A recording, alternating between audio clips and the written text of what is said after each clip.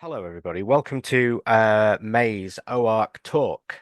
We'll be doing these the first Saturday of every month as we go through the year. Hopefully, we'll try and get a full year's worth, but it's looking a little bit shaky for now. So, if you've got any ideas for a full-length talk that you would like to do, please send me a DM in the server. And I'm also still looking for short talks for June as well. So you can come and talk for 10 minutes on something sufficiently nerdy or geeky or something interesting that you've made, a bit of a show and tell. That would be good as well. Tonight, though, we have a talk from Ian Renton, M0TRT, who is a frequent flyer in the Portable Ops channel on the OARC Discord. And the title of his talk is Everything on the Air. Ian's going to be giving us an introduction to portable operation, what you'll need kit-wise and how to get going and how to hack stuff, maybe. I'm not quite sure, but that's always fun. And how best to get around and do all of this stuff, because portable operation is one of the best ways to actually get better results with your radio career, especially if you're new to it. First time you go up a hill and start doing something, you'll be absolutely amazed. I am a little bit behind with admitting people, so I'm going to admit the last few people there. Welcome, gang. We've just started. So, uh, Ian's going to talk for about 45 minutes or so. We're going to have time for questions at the end. You can save your questions in the chat and I'll take them later on. Or if you want to, you can turn on your camera and mic later and ask a question as well. But for now, assuming everybody is ready and Ian's ready, I will hand over to him now. Ian. Right, thank you very much, Mark. Right, this is, I will admit, the first time I've done a talk on Zoom quite like this, so hopefully it will go all right and I won't embarrass myself too much. And of course, thanks to the folks at OARC and Mark for organising these events.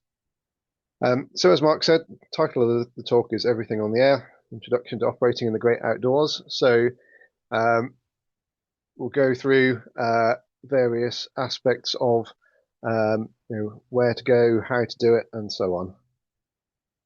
So, brief rubbish introduction about me. I'm a ham radio COVID baby. I was bored in 2020, decided to sit my foundation license, and then went through my intermediate, and then got my full license a couple of years ago with the help of the OARC team. My background before discovering ham radio is in maritime voice and data radio, and so I had a very weird route into the hobby through AIS as part of the day job to ADSB aircraft tracking, and then what else could I track? What other telemetry is buzzing around in the air? And I discovered APRS. So that's probably one of the weirder routes into discovering ham radio, but there we are. My first couple of years in ham radio, I had a real obsession with sort of weak signal modes, DSP, stuff like Whisper, and inevitably FT8.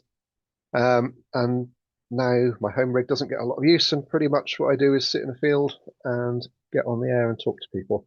So hopefully this talk will give you some enthusiasm for doing exactly that if you haven't been operating portable so far.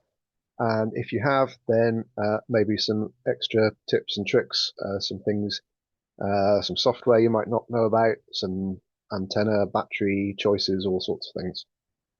So I'll go through roughly the why, the what, the when, the where, and the how over the course of the next 40 minutes or so.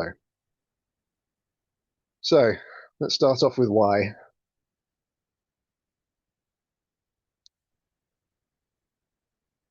Luckily, I have no idea if this quote was really Mark Twain's or not. Some sources say Winston Churchill, and some sources have no idea. But there we go.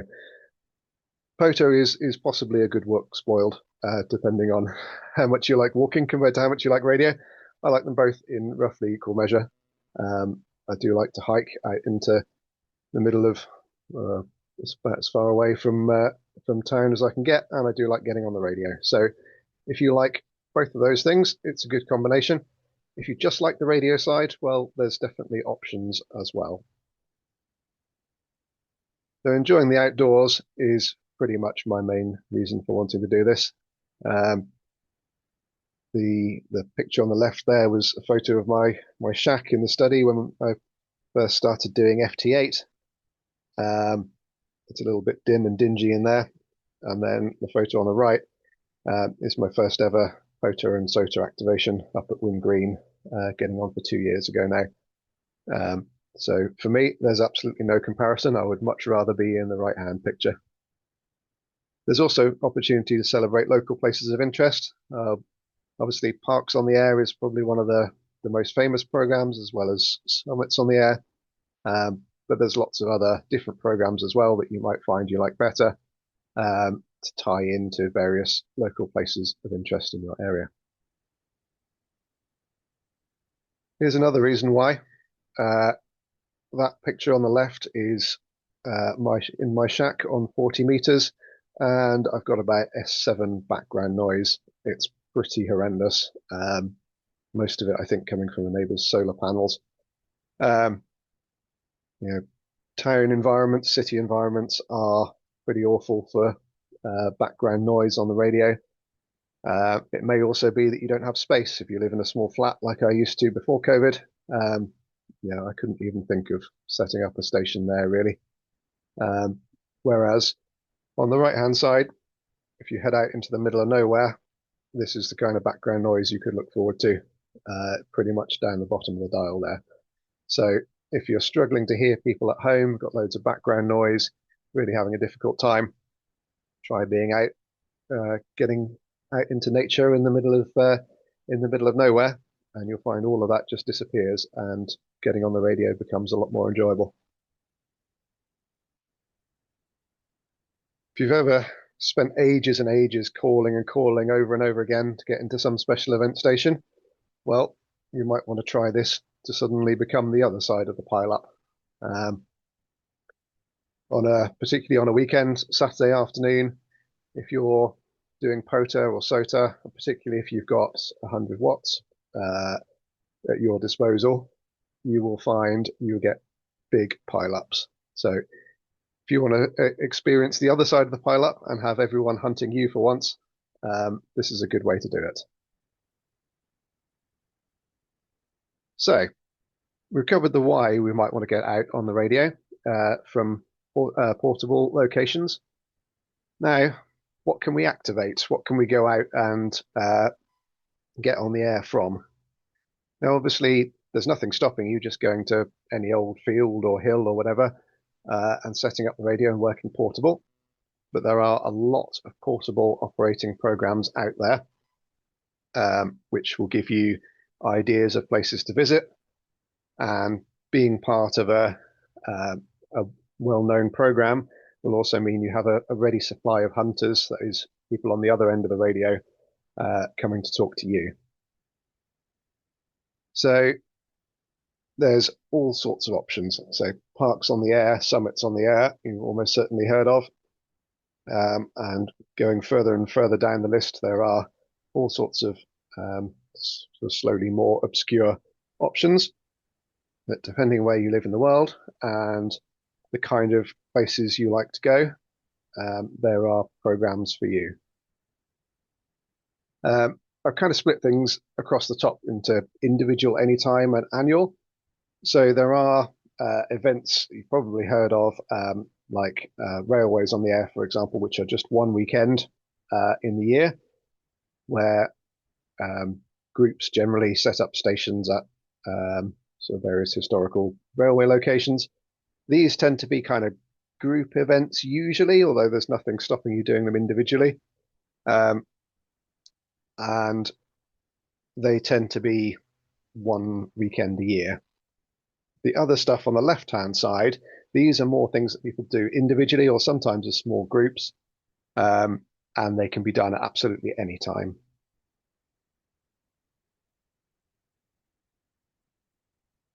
So, where do you want to start? Well, the easiest place to start is almost certainly somewhere close to you. So, one of the things I recommend is going to that link down there in the bottom. This is a website made by OARC member Stephen, M1SDH, and it gives you a map of the UK, and it is just the UK. So sorry if anyone international is in the chat. I'll give you some other ideas for international ways of looking up stuff, but this is for the UK. And one of the key advantages of this is you can bring up references for lots and lots of different programs. So you will probably be aware that sort of summits on the air, parks on the air, all these programs have a defined list of parks or summits or whatever that qualify. And the advantage of this map is you can pick whatever you want from the list, basically. You can see Pota parks, you can see worldwide flora fauna parks, summits, bunkers, castles. You can just toggle those on and off as layers. So what I would recommend to people who are just starting out in this kind of thing is pick somewhere you know. You, first time round, you're worrying about your radio, worrying about procedures, worrying about whether you've got the right kit. You don't also want to be worrying about hiking miles into the unknown, possibly. So pick somewhere you know, pick somewhere close by would be my recommendation. And you can use a site like this to bring up the references for those different programs and see what's around you.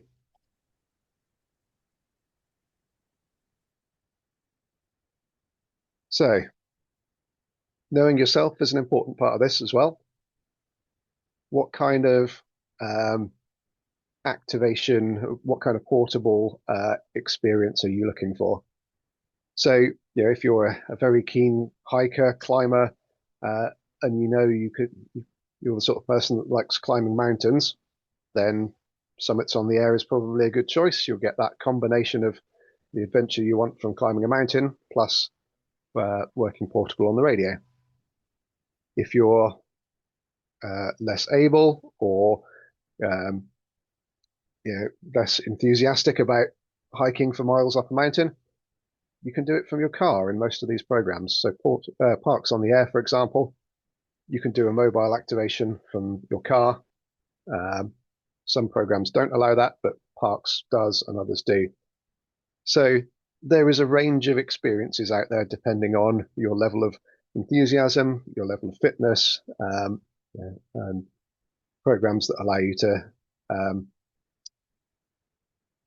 to activate without having the difficulty of climbing mountains and things like that. So if you have a disability or you're just generally less able or don't want to go for a long hike, that's perfectly fine. And there are lots of programs out there that you can still do.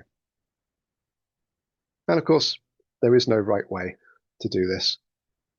The programs have their own rules about how you can how you conduct yourself on the air, a certain number of contacts needed to qualify and that sort of thing. But everything around that, there is no right way. So, if you want to hike up a mountain in winter or you just want to sit in the car park, that is perfectly fine. It's up to you to choose the level of challenge you set yourself and how you want to experience portable operating. So, when is the next question? So I showed that list of logos of different programs. Some of them I said are kind of yearly field day type events that just happen for one weekend a year, typically in groups. And the others are kind of individual activation, individual or small groups of people going out independently. Whichever type you're doing, even if you're going out there as an individual activator, going to find a park or summit by yourself, weekends are obviously the most popular time for doing this. Weekdays are fine too. Obviously, ham radio operators skew older, and sometimes that means retired, and quite often you'll find plenty of people who are able to hunt you or will be sat by their radios just about any time of day. Some of us lucky enough to work from home as well. But weekends are the most popular for activators and hunters. And so I'd probably recommend a weekend day to start with, just to get the feel for the kind of number of contacts you'll make with the equipment you've got, to maximize your chances for the first few times. Checking the weather forecast is important, obviously, particularly if you're doing something more adventurous. Also important to check the solar weather forecast when you're picking a weekend or a day to go and activate a park or a summit. Uh, I've been out in parks and just had a really frustrating time and struggled taking like an hour to get the 10 contacts I need for POTA and wondering what's wrong with my equipment, what's going on, and then afterwards looked at the solar sort of solarham.com or what have you, and go, oh yeah, there's a G3 storm. No wonder it was terrible. So nothing stopping you going out in difficult geomagnetic conditions. Nothing stopping you going out in the rain either. Just check in advance and make yourself aware of what you're letting yourself in for. Obviously, along with the solar weather forecast comes understanding which bands will be open, which bands you can work people on. So depending on your choice of equipment, like antennas that we'll come to in a bit, you may have to limit yourself in which bands you can operate on, just because you don't have the space to take all the antennas, or you don't have the space or don't have the power for a tuner in the field. So it's worth bearing in mind, you know, if the solar conditions mean that 40 meters is going to be a complete washout, well, maybe I'll just take equipment for 20 meters and I'll try that. And where? So I spoke about where to go a few slides ago and suggested, for example, picking somewhere you're familiar with to start with, picking a park or somewhere that you know. When you're picking a location, it is important to know the rules of the program you're trying to go for. So, for example, parks on the air, the rule is you and all your equipment needs to be inside the park boundary. Well, where is the park boundary? The POTA site doesn't tell you. So this picture down the bottom right is the same tool I linked to earlier, and it shows in yellow the single point marker that the POTA website gives you, and in green, this is data from a UK government source that shows you the extent of where Canford Heath SSSI actually is. So if you want to make sure you're all good for the rules of POTA, it's quite good to use a site like this and try and figure out, well, actually, what is the extent of the park I need to get all my equipment inside. And the other programs have their own rules and everything as well. So for SOTA, for example, it's not a horizontal extent, it's a vertical one. You need to be within 25 meters elevation of the summit. So either standing right at the summit or up to 25 meters below it. For bunkers and castles, the rule is 1 kilometer. So obviously being right next to a bunker or a castle is great, but not all of them have permissive access. If you're disabled and the nearest car park is 500 meters away, well, maybe you can't actually make it that distance. So they're being a bit more permissive by saying, okay, well, anywhere within a kilometer radius is good. Obviously, you have to figure out how you're going to get there. There is a website, which I can't remember the link for. I was going to put it on here, which actually maps up, I think it's SOTA against public transport, which is really useful if you don't have a car, obviously. A lot of these programs do feel a little bit car centric, particularly if you live a long way from your nearest park or your nearest summit. You may well have to drive to get there. But like I say, there are, for some of them, public transport options, and I will try to find that link that actually compares the locations of summits, I think, to bus routes and public transport. Ian, we're working on it now. It's Chris MM0UHR has just posted it. Brilliant. Yep, Thank you that's very in much. chat. Cheers. Okay. And once you get to the park, where are you going to set up? That's the next question. So here I find it's quite useful to use Google Maps or other things with aerial imagery, depending on the size of your equipment, the size of your antennas and that sort of thing. Are you looking for a big grassy area? Are you happy with sticking an antenna up between trees? It's quite useful to be able to go on that sort of satellite imagery, aerial imagery, and have a look and say, well, actually, all of this park is wooded apart from a small section of grass, so maybe I'm going to head there to make things easy for myself. So think about not only how you're going to get from home to the park, but also once you get to the park or to the summit or whatever, um, where are you actually going to set up your equipment? The final point on here is land ownership. Now, POTA has a rule, I believe, that it has to be publicly accessible land. Um, the rules kind of change a bit between countries. In America, I think it has to be sort of national or state parks, which obviously we don't have quite the same concept over here. Um, and lots of our kind of National Trust, English heritage sites wouldn't pass muster in the States, but they do here.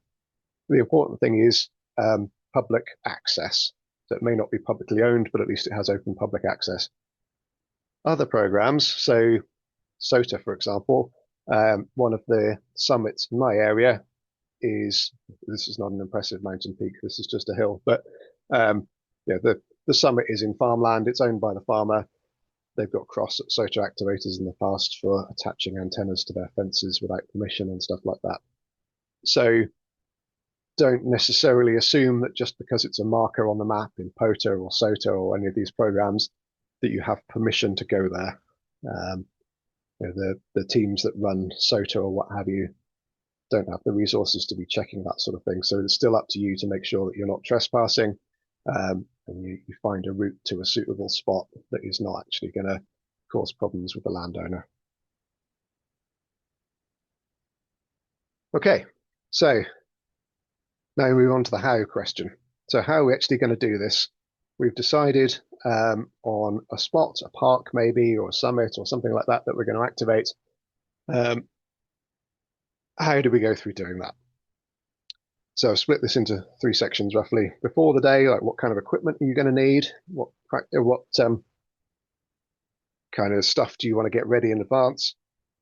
On the day, how do you get there? How do you operate? How do you log? And then finally, afterwards, tracking your progress towards awards and uploading your logs. So before the day, I'm mostly going to talk about equipment here. Now,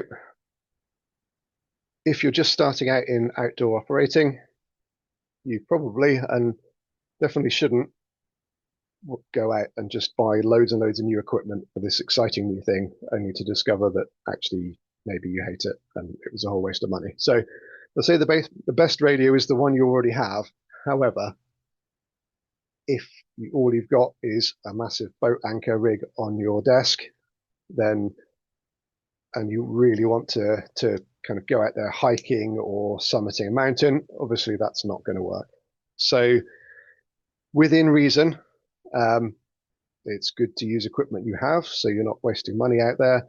You know, if you're activating from your car or you're just sort of getting out of your car to a picnic bench, then reasonable size rigs are probably okay. You know, if you're climbing 1,000 meters of mountain, you're going to have to think smaller. And if you haven't done a lot of portable operating, that may mean a new radio and new equipment. VHF versus HF is good to understand as well. So SOTA, summits on the air being naturally high up, a lot of people use VHF.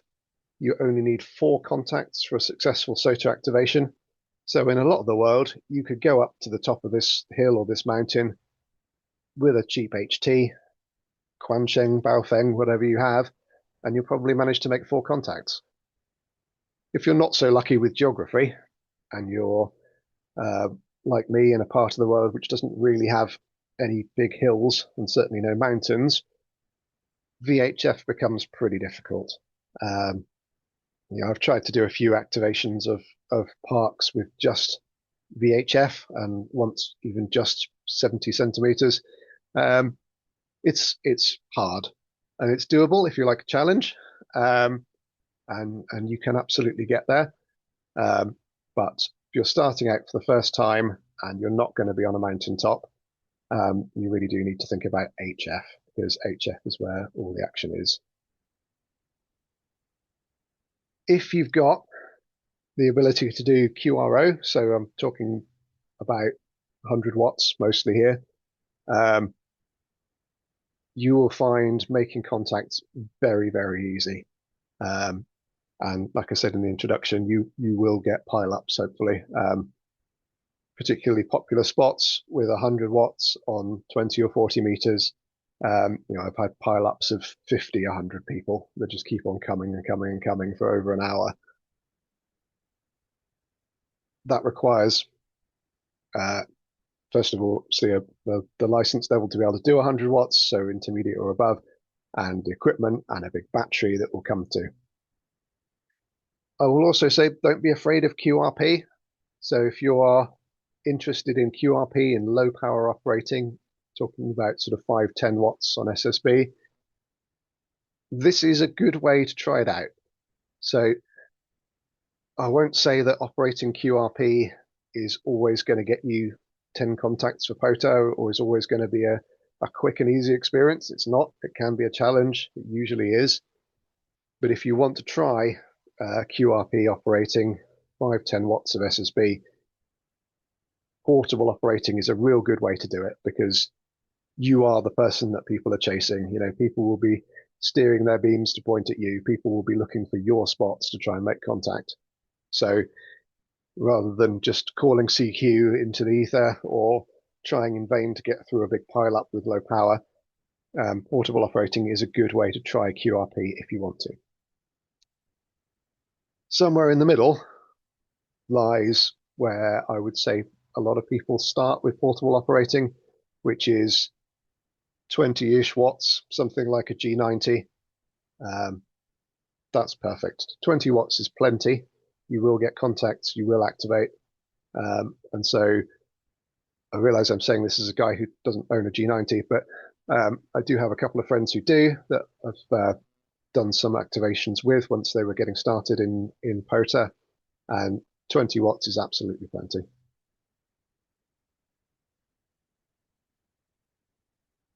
As well as your radio, antennas are one of the other big choices. So space can be a problem as well. So the left-hand picture there, nice empty field. I cannot remember where that was. If you're activating something that's just a massive grassy field, then you have no space constraints whatsoever. You can think about big dipoles, big resonant antennas. If you don't have a lot of space, if you're just kind of in a small clearing in between trees, long wire antennas are really not a good choice. They'll get tangled on stuff. You won't be able to get your pole up properly. You'll keep hitting stuff. They're smaller things like vertical antennas with ground radials might be a better choice. So again, the best antenna is probably one you already have. If you don't have an antenna for portable, well, the good news is at least antennas are cheaper than rigs. And if you're that way inclined, don't be shy of making one yourself. So I've got a 40-meter dipole antenna with a short pole I bought for about 20 quid, and it just lives in the back of my car in case I find the opportunity while driving around to do some POTA. So there's a range of antennas for all sorts of spaces and for all sorts of budgets. I said earlier about bands, so having a 40-meter antenna kicking around in the back of my car is great. On Tuesday, I think I tried to do Wareham Forest, and I made one contact. It was absolute trash. 40-meter band was pretty much completely closed, but it was the only antenna I had, so that's what I gave it a try with, and of course I failed to activate. So having flexibility is useful. You can consider having an end-fed half-wave wire, for example, will give you flexibility of more bands. You could go with a random wire antenna and a tuner, and that gives you complete flexibility pretty much across bands. But then you have to think about your tuner. You've got an extra bit of kit, you've got to power that, you've got to carry it. So one of the other important things then is what can you carry? How much are you happy to lug around? And there, of course, you've got to come back to what kind of activating you're looking to do. Um, I like long hikes. My limit for an all-day hike is about 7 kilos in a backpack before I start getting really pissed off with it. Everyone else's ability will vary, of course, up and down. If you don't want to go for a hike, you just want to go for a short walk, you'll be able to carry more. If you're just pulling up in your car and activating from there, then fill your boot. But it's important to understand how much you can carry, and don't pack a massive rig and a huge battery and a huge antenna and then get halfway to your activation spot and then think, oh, whoops, I shouldn't have done this. Setting up by yourself is another concern. So that dipole antenna on the left there, I really struggled to put up by myself for the first few times. I can do it now. But when you're first starting out, think about, are you going by yourself? If so, make sure that whatever equipment you've got, you can set up by yourself. Practice at home first if you've got the space, and just try and get your head around how am I going to do this by myself if I have to. And of course, everything is a compromise. The best antenna is probably huge and really expensive and really heavy, and you've got to do those trade-offs between the weight, the cost, the space, and the performance. Batteries. So I talked about working QRO 100 watts. When I do, that battery on the left there is what I use. It's a 20 amp hour LiFePO4 battery. It weighs about 2.5 kilos. It's an absolute monster, but it goes forever at 100 watts. I bought it for JOTA, Jamboree on the Air with the Scouts, with the idea that they can just go all day at 100 watts and don't worry about it. And they can, it's brilliant. You can go for sort of 8 hours at 100 watts, but it's huge and it's heavy. It fills up the bottom of my rucksack that's dedicated to it. And like I say, it kind of limits you in how long you might want to hike for, if that's your thing. Discharge rate is an important thing to consider as well. So obviously the higher capacity battery you have, the longer you'll be able to go for, the more charge you've got. But the discharge rate is important. So a 20 amp hour LiFePO4 battery, like I've got on the left there, has a maximum discharge rate of about 20 amps. And for my FT891, that means I can do 100 watts without a problem. Smaller batteries will obviously last you less time on the air, but they will also have a lesser discharge rate, probably, which will potentially limit the amount of power output you can have from your rig. Different battery technologies are different. So, for example, lithium polymer batteries can sometimes have massive discharge rates, and they're also very, very energy dense for their size.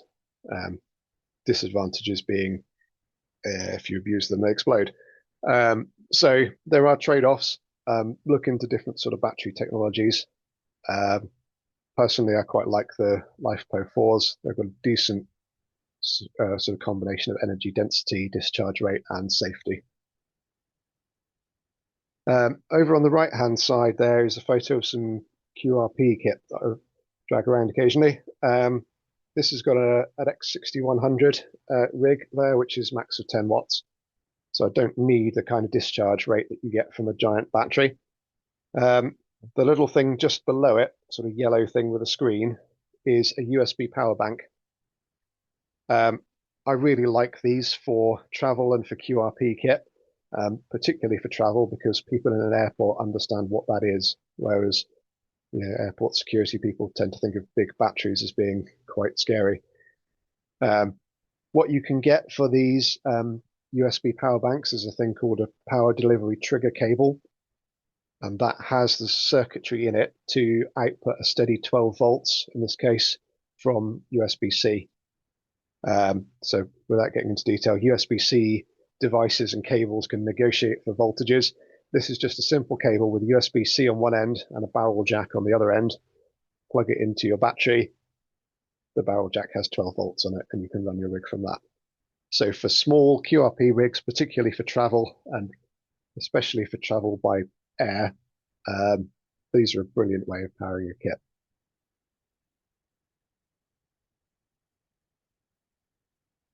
and the rest of it. So the rig, the antenna, and the battery are obviously the most important bits, but don't neglect the rest.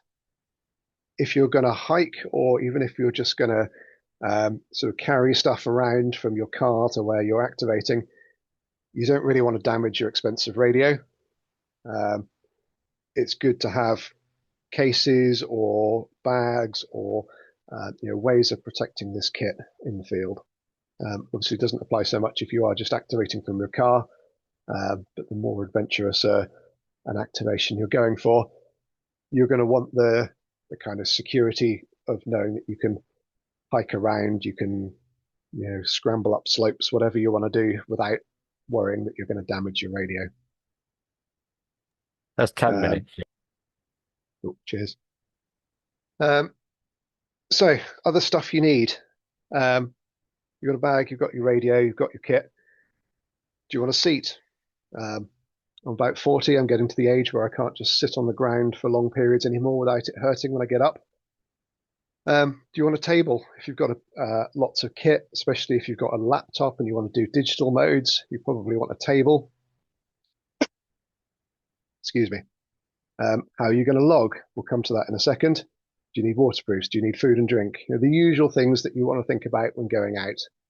So if you are sort of hiking into the wilderness, you will need more stuff, more equipment with you than if you're just sitting on a picnic table next to a cafe with a free supply of coffee. And finally, how desperate are you to succeed? How much kit do you want to take? The saying two is one and one is none. I don't really recommend carrying two radios around with you in the field, or two giant batteries, but do be prepared. Sometimes things go wrong, things fail. And really depends what you consider to be success. So POTA has a silly rule of failed activations where if you make less than 10 contacts, that kind of is visible on your account forever. And I always think, I had a nice time, sat out in the sunshine, playing with the radio. I made 9 contacts. Why is that a failure against me forever? But so I don't maybe quite agree with POTA on that rule, but consider how desperate you are to succeed. If you're trying to make sure that you activate this park at all costs, make sure you bring the equipment for it. On the day, like I said, start easy with places you know. There are apps, there are paper maps, of course, there always have been, to help you find your way. Now everyone has a smartphone in their pocket. It's obviously pretty easy. You can go on Google Maps, you can put it in satellite view and see exactly where you planned your nice bit of grassy area to set up and find your way there.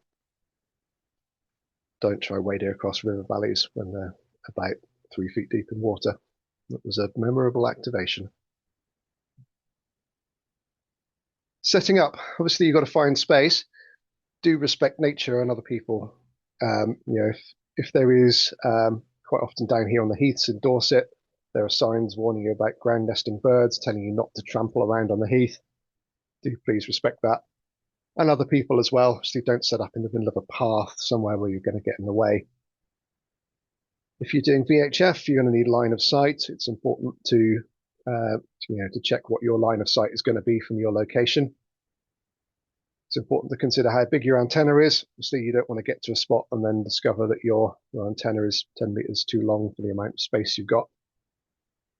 And how visible do you want to be? You're in small town parks, and there are a lot of them on the POTA system. You are just going to be in view of everyone all the time. Bigger parks, other things out of the way. You can find a spot that's a bit more secluded if you'd rather, just be left to get on with the radio rather than stopping to talk to people. Operating, obviously, this goes without saying. Know the band plan, operate how you would at home. There are no special considerations for parks or portable operating. You're expected to be as courteous and follow the same rules that you would on the radio from anywhere else. If you're operating QRP, of course, have patience. You will sometimes find it takes 10, 15 minutes between contacts if you're working QRP and the bands are against you. But have that patience, and hopefully it's not chucking it down with rain or snowing, and you can at least enjoy a nice time sat out in the countryside. Spotting and logging. Um, Most of those sites, POTA, SOTA, and so on, have a way of spotting yourself or other people spotting you, so people know where to find you on the bands. Um, in some cases, you get extra points for park to park and summit to summit contacts, things like that. So if you are in a park yourself, you can spot yourself. You can also look at spots of other people and try to make park to park and summit to summit contacts, things like that as well. For logging, you've still got the option of paper as always. There are also apps. A lot of people probably heard by this point of Polo, a screenshot there on the right. I would say at this point, probably a good 50% of portable operators globally are using this thing. It's a great app. Can be a little fiddly to type people's call signs on your phone sometimes, but it lets you log, it lets you spot from that interface, it lets you export your logs in all the right formats for all the right services, and I do recommend it. If you bought a laptop, obviously, if you're doing digital modes, things like that with a laptop out in the field, then you'll have access to whatever logging software you typically use. You will almost certainly meet other people who are interested and want to talk to you, sometimes horses too. I was pretty terrified of this when I first started. People will come over and talk to you. I'm terrified mostly of people coming to say, you can't be doing that here, bugger off. I'm pleased to say in over 150 odd parks and things, no one has ever told me that I can't be here and that I need to leave. So it can happen. It probably does happen. But I'm pleased to say it does not happen anywhere near as often as I initially worried it would. But people do want to come and talk to you. I've had, I don't know how many interactions with people, but 100% of the time they have been interested. They want to know what you're up to just in a friendly way. They want to talk about their past experiences with amateur radio or other things like that. So do be prepared to stop what you're doing on the radio and talk to people if there are people around, but don't be worried that those are going to be difficult interactions. Finally, on this side, safety-wise, trip hazards, do make sure that you're away from paths and people are not going to trip over your antennas and cables. And also, Radhaz, make sure you are transmitting that distance away from people that you need to be for their safety. Just very quickly now, because I'm shortly about to run out of time. After your activation, hopefully you've had a brilliant time out there in a park or something like that. You've made lots of contacts on the radio. You probably want to upload your logs. So for POTA, SOTA, they all have a website. You can all go and upload your logs to whichever service you've activated for. Normally, this is in a format called ADIF. If you're using Polo, the app I mentioned, it will export everything in just the right format for you. It will separate it out so you'll have a file for POTA and a file for SOTA if you've done both at the same time, stuff like that. And then you go to the websites, you upload your logs, and you will eventually be entitled to various awards and things, PDFs of certificates, but awards nonetheless, based on what you've done, what you've achieved. You might want to map it. Tools are available to map it so you can visualize what the propagation was like, where the people you worked were. And finally, lots of people like to write about it, post on the SOTA reflector or on blogs and that sort of thing, saying what happened and sharing some photos. I mentioned there are awards. POTA, SOTA, all these things give you various awards for number of parks activated, number of contacts, all that sort of thing. And if you're particularly dedicated, you want to try and activate all the parks or all the summits in your local area, there are websites that will let you track that kind of progress. Hopefully you enjoyed yourself out in the park. Think about what you achieved. Do you want to do it again? Hopefully I haven't put you off. Do you want to keep things as they are? First few times you might want to try just doing the same thing again and again till you get the hang of it. Or do you want to push yourself further physically? Do you want to push yourself further on the radio side with lower power? Do you need to scale back your ambitions? Did you try too much the first time? There's no shame in it. First time you go out there, you're not going to know for sure how much you can carry for how long or how difficult you find it to set up the station. So if you need to scale back, that's also perfectly fine. You might want to try activating multiple programs together or multiple parks. You can get some really big pileups if you want to. That spot in Delston Castle at the top right there is a POTA 7 for, so that is 7, there's an area there that's 7 POTA parks at once, and flora fauna, and a castle, and a lighthouse.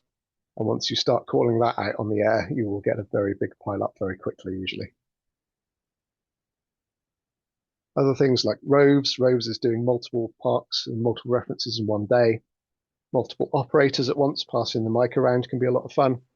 And operating abroad, if you go away on holiday and take some radio kit with you, provided you've got the license that enables you to do that, operating abroad can be a lot of fun as well.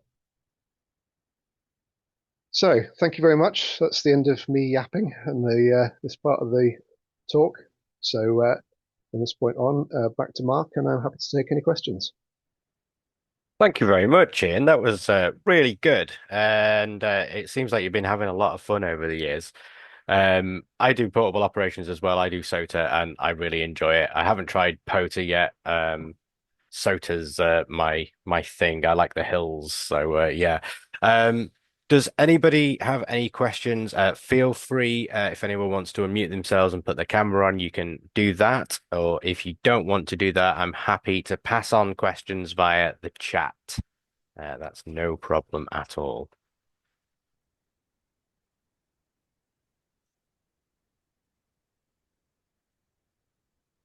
I'm gonna stop you sharing as well, Ian. I Yeah, will no worries. I will ask one question while we wait for people to become. Oh no, Thomas has saved me from having to do the usual thing of having to come up with a question as host. How do you deal with rain to keep your equipment and radio dry? And I'm also going to mix that with a comment from Shannon as well, who also mentioned the other end of that scale, which is keeping your radio cool as well on a hot day. Maybe you've got some notes on both of those things. Yeah, so I'll definitely say rain is the more common problem in my part of the world. It's the UK, of course. Yeah. So personally, my approach may be a bit overkill. Um, I have a bag which is specifically set up for hiking, for POTA, and things like that. Um, I have the radio in there, sort of strapped to the where the back goes. I have the battery in the bottom, um, and there's a little sort of downward facing hole in the side from which I can have the antenna coax and the mic cable. So if it starts to rain, I can button that up and have pretty much nothing exposed to the elements except the microphone and the antenna, which really does help when things start tipping it down at very little notice, like they currently do. Um, Other than that, I've had some activations where I've not had that before. I had that bag set up and just had to kind of chuck a coat over it and hope. Um, but generally speaking, keep an eye on the forecast and try to avoid having loads of equipment out in the rain. If it is looking like there might be sudden showers, maybe don't set up for that kind of spread out on a picnic table type activation with a rig that's going to get damaged in the rain. But yeah, the more stuff you can put in bags and operate leaving it in the bag without taking stuff out will definitely help in the rain. As for stuff getting too hot, I can't really say that's been a problem for me. Again, British weather, I'm afraid. Yeah, I've had it happen a few times with me, even up here in Scotland, amazingly, and I've just managed to just prop things up with my bag and just kind of cover things. Occasionally, if I don't think my radio will get too hot, which one of them doesn't, I can put that in my bag, and that seems to work okay, as long as again you kind of just prop the sides up and leave some vents. Shannon, you can unmute yourself if you've got something to add. That's not, you go ahead.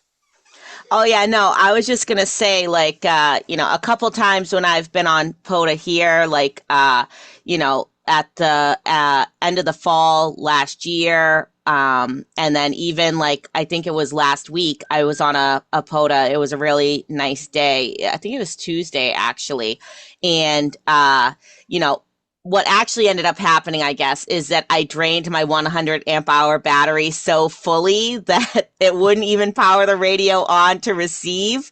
But I wasn't sure if it had actually overheated because it was very sunny that day. And it gave me the idea that I'm going to have to start carrying a POTA parasol with me to shade the batteries, the radio, and, possibly myself too, because I did get a sunburn also when I was out there doing that. But it helps you see the screen too, right? If you have some Yeah, shade over the Absolutely. radio, because like at the time I was using the FT 710, so that's sort of like my main POTA radio now, especially if I'm just going to a picnic table or activating from the car. Then you don't have to worry about weight so much. And of course, I love my POTA wagon when I need to Yeah, drag it a a little nice bit trolley is great. Yeah, further. definitely. Yes. But Um, I know cool. you mentioned the G90. I love my G90. I was just recommending it to someone yesterday. Went to a ham fest. A couple of new hams are planning on doing like a hike in Baxter State Park in Maine, where they want to do like a traverse. So going from like one mountaintop to another over several days. So they're asking what kind of radio they should get for that. So I Hmm. recommended the G90 for them A because 100%. I yeah, recommend them absolutely. too. They're so good because of the tuner as well. So yeah, definitely a great beginner radio. I'm going to move on. A couple of other questions. Iona was asking about the UV32, which I think is a handheld. I'm going to expand that out to is a 2 meter handheld good enough to do outdoor operation, really? And the answer is yes, I would say for SOTA, Yeah, definitely, or for absolutely. going up your local hills. Maybe not for POTA. It can be quite hard to get like 20 stations, I would say. Um, Yeah, it also kind of depends where you are. I think there are, excuse me, parts of the country where 2 meter is a lot more popular than others. 100%, yeah. Down here in Dorset, it's not great really. And don't forget, for things like POTA, generally contacts via a repeater don't count. They do have to be just sort of simplex one operator to another. Um, so I I have done a couple of activations of POTA parks on 2 meters only.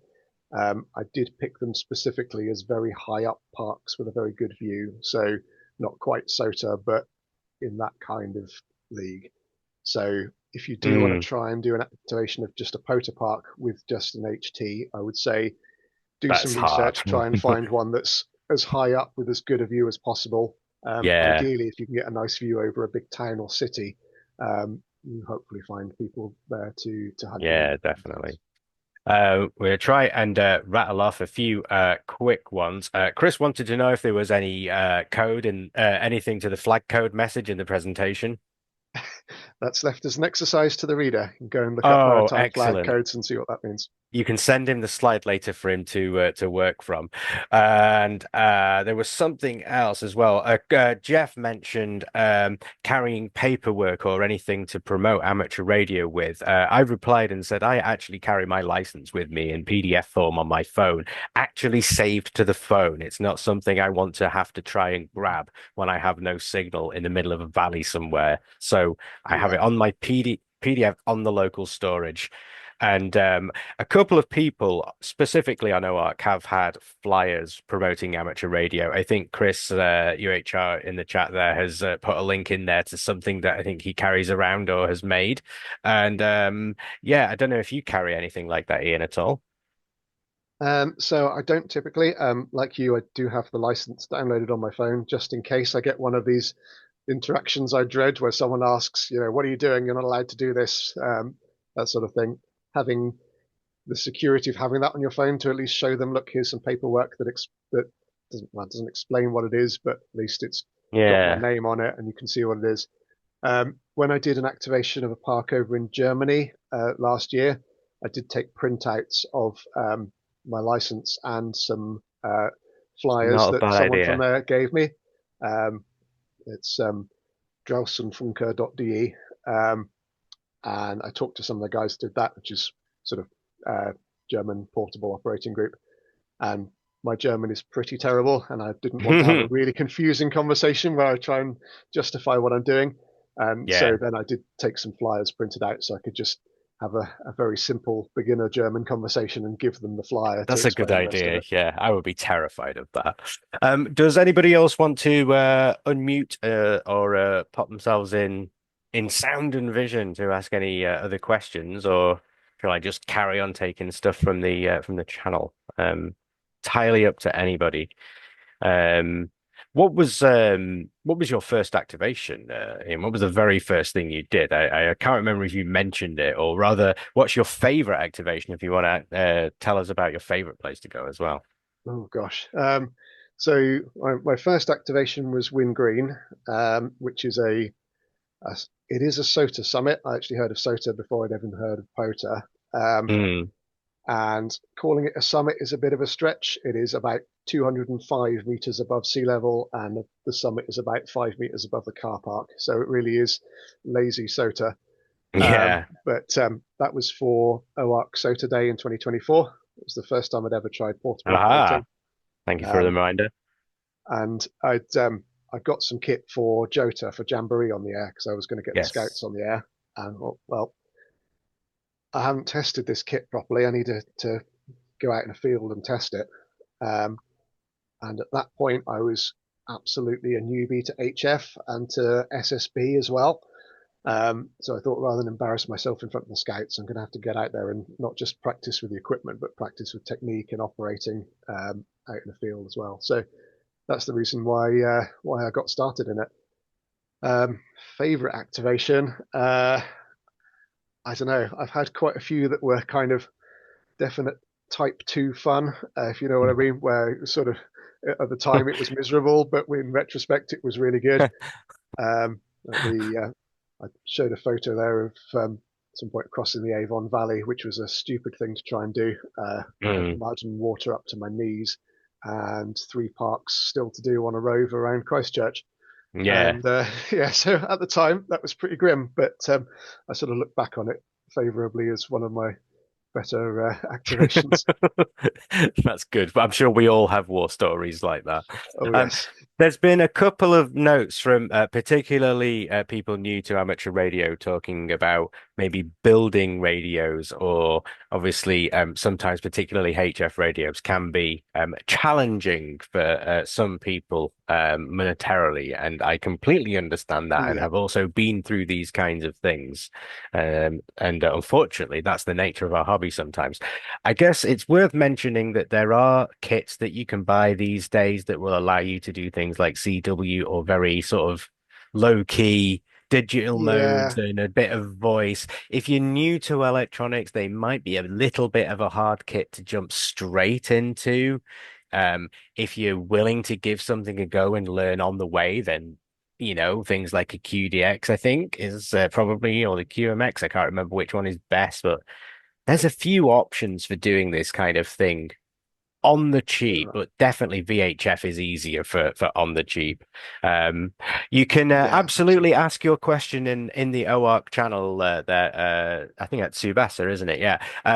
I don't really do building stuff, but we have many mines available on OARC. I would recommend you start looking into some beginner electronics stuff, though. You've got to kind of start with a little bit of a base. I'm not sure what level of license you are as well, but um, there is certainly something about learning the next level of license up if you want to learn how to do things. Yeah, I think that the text the start one, isn't it? I think that's the one I did. So yeah, maybe this is a good chance to look at doing the next level up, and you'll start learning more about circuitry and that kind of thing. And once you've got the basic stuff down, maybe a kit is then for you. But yeah, yeah. And it's unfortunate, isn't it, Ian? yeah, it is. Yeah, like you say, getting on HF is expensive. Certainly can be. It is. I Look I out would for probably second-hand gear. That's another good thing to do. Look out for yeah. yard So sales, particularly in America. yeah, pretty much all my kit is secondhand.